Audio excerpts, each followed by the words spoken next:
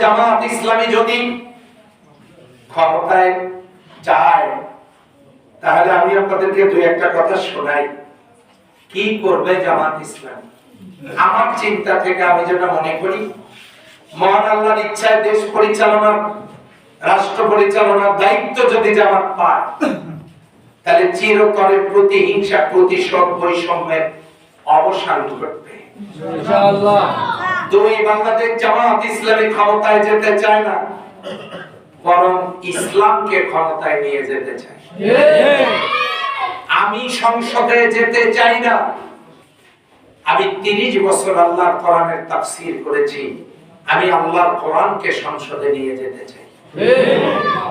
এই জন্য জামাত ইসলামী ক্ষমতায় গেলে দুর্নীতি, দুঃশাসন, চাঁদাবাজি, দখলদারিত্ব, টেন্ডারবাজি মুক্ত একটি জনকল্যাণমূলক মানবিক রাষ্ট্র গড়ে তুলবে।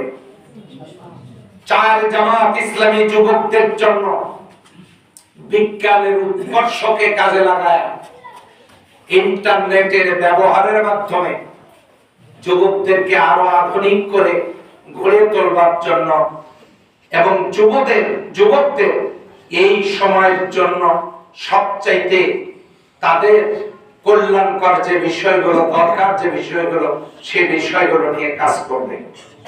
বেকারত্ব নিরসনে যুবক জনশক্তির হাতকে জনসম্পদে পরিণত করার সর্বোচ্চ চেষ্টা করবে।